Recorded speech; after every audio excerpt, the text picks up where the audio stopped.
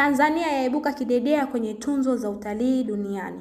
Tanzania imeendelea kushikilia nafasi yake ya kimataifa kama nchi inayoongoza duniani kwa utalii wa safari katika hafla ya fainali za World Travel Award 2025. Tanzania imetunikiwa taji hili adhimu katika sekta ya utalii duniani wakati wa hafla ya 32 ya World Travel Award 2025 iliyofanyika katika ukumbi wa Exhibition World Center uliosifika nchini Bahrain tarehe 6 Disemba 2025. Tuzo za World Travel Award zinazotajwa kama tuzo za Oscar za utalii duniani kutokana na hadhi yake kubwa katika sekta.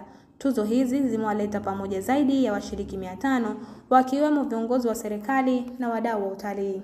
Tanzania imeshinda tuzo 4, miongoni mwao ni kisiwa mashuhuri cha Zanzibar Spice Island kushinda tuzo ya World Mice Award 2025 kama eneo bora Afrika kwa mikutano na matukio. Halikadhalika, hifadhi ya taifa ya Serengeti imetangazwa kuwa hifadhi bora ya taifa duniani 2025 katika tuzo hizo za World Travel Award. Aidha, Tanzania imepata tuzo 2 zaidi katika kundi la sekta binafsi, ikiwemo kampuni bora ya safari za puto duniani iliyotolewa na kampuni ya Serengeti Balloons Safari.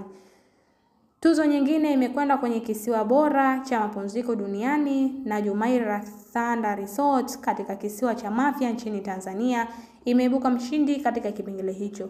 Akizungumza baada ya kupokea tuzo hizo za World Travel Award, Katibu Mkuu Wizara ya Maliasili na Utalii, Dr. Hassan Abbasi amesema tuzo hizo ni uthibitisho wa kazi kubwa inayofanywa na serikali ya Tanzania pamoja na sekta binafsi katika kukuza utalii endelevu na kuimarisha uhifadhi nchini. Uelekeo ni Tanzania. Tanzania ambayo imeshinda tuzo kwa mwaka wa 2 mfululizo inatarajiwa kuwa mwenyeji wa hafla ya fainali ya World Travel Award itakayofanyika Disemba 2026. Kutoka hapa Zantime Media, Warda Hamid, usisahau kusubscribe, kulike, kucomment pamoja na kushare.